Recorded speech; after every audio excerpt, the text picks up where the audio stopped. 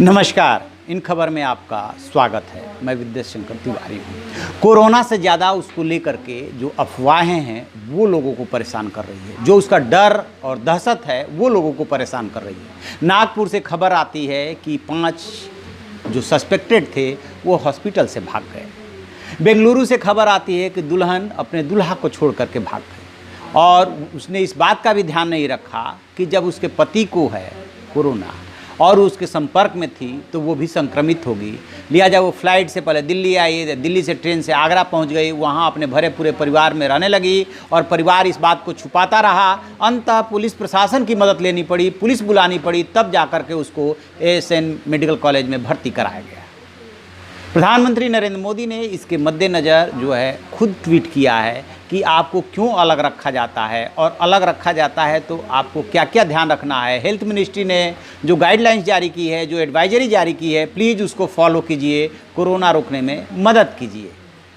तो ये तो बात रही कोरोना को लेकर के भय व दहशत की। दूसरी बात ये आ रही है कि क्या कोरोना बॉडी, ये एक तो जीवित आदमी हो गया कि जीवित आदमी आपके संपर्क में आया जो संक्रमित है, उससे आप में चला गया। दूसरा, यदि किसी कोरोना संक्रमित व्यक्ति की मौत हो जाती है तो क्या 100 से भी फैलता है? ये बहुत बड़ा सवाल इसलिए है क्योंकि चीन से जो खबर आई थी वो ये आई थी कि चाइना में वह जो संक्रमित लोगों की डेथ हो रही है, बॉडी को भी परिजनों को नहीं सौंपा जा रहा है और खुद ही संस्कार करके उसके दे दिया जा रहा है। सरकार की तरफ से ये व्यवस्था की जा रही है क्योंकि उससे ये जुड़ी हुई बात आई कि बॉडी से भी कोरोना फैलता है। बट सच ये नहीं है। किसी भी संक्रमित व्यक्ति की मौत हो जाने के बाद उसके शव से कोरोना नहीं फैलता है।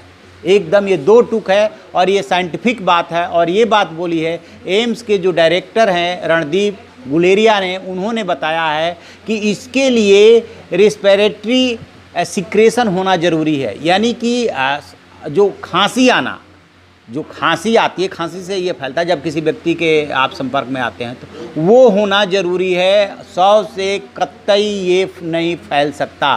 तो इस तरीके की जो भी सोशल मीडिया पे जानकारी चल रही है या जो र्यूमर्स कह सकते हैं या गपशप कह सकते हैं, ये जो चल रही है इस पे ध्यान देने की ज़रूरत नहीं है। असल बात को समझिए कि यदि कोई कोरोना वायरस संक्रमित व्यक्ति है तो उसके यदि आप संपर्क में आते हैं और आपका इम्यून सिस्टम मजबूत है तो आपको कोरोना नहीं होगा। पहली बात, यदि इम्यून सिस्टम मजबूत नहीं है तो कोरोना से आप प्रभावित हो सकते हैं, हो भी सकता है, नहीं भी हो सकता है। क्योंकि भारत में अभी तक जो 2 डेथ हुई है, एक कर्नाटक में और एक दिल्ली में, दोनों जो है बुजुर्ग लोग थे।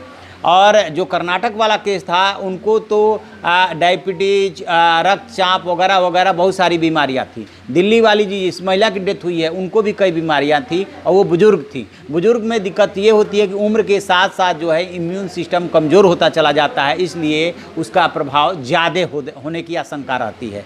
पहली बात कि किसी भी व्यक्ति की मौत हो जाने के बाद उसके बॉडी से ये संक्रमित नहीं हो सकता, एक बात। दूसरी बात, यदि किसी को आइसोलेट किया जा रहा है तो आइसोलेशन में रहने के लिए आपको इसलिए कहा जा रहा है ताकि औरों को आपसे न फैले। इसका मतलब ये नहीं कि आप अछूत हो गए।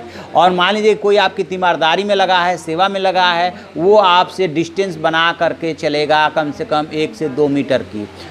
जिस कमरे में आप रह रहे हैं उससे अटैच बाथरूम होना चाहिए, आप बाहर ना निकलें। तो ये 2-3 बातें हैं जिसका कि ध्यान रखना बहुत ज़रूरी है कि बॉडी से नहीं फैलता मरने के बाद, पहली बात। दूसरी बात, जब आपको आइसोलेट किया जा रहा है, चाहे आपके घर में, चाहे अस्पताल में, और चाहे आप में सस्पेक्टेड हैं, तो आपको ये एहतियात बरतने की बात कही जाती है कि आप अलग रहें। तो उससे आपको भयभीत और शर्मिंदगी महसूस करने की ज़रूरत नहीं है। ये तो एक वायरस है, बीमारी है, इतना परेशान होने की बात नहीं है। जो गाइडलाइंस है उसको फॉलो कीजिए। और यही बात एम्स के डायरेक्टर रणदीप गुलेरिया ने कही है कि बॉडी से कभी नहीं फैल सकता, उसके लिए खांसी आना ज़रूरी है, कुछ ऐसी एक्टिविटी होना ज़रूरी है जो कि आपके उससे निकले ताकि वो किसी दूसरे में ट्रांसफ़र हो। तो ये है हकीकत कि शव से जो है कभी ये नहीं फैल सकता। तो हम इस पर नज़र बनाए हुए हैं और भी कोई जानकारी मिलेगी तो आपको हम बताते रहेंगे। आप देखते रहिए हमारा डिजिटल चैनल इन खबर। Thank you. इन खबर चैनल को सब्सक्राइब करें और बेल आइकन दबाना ना भूलें।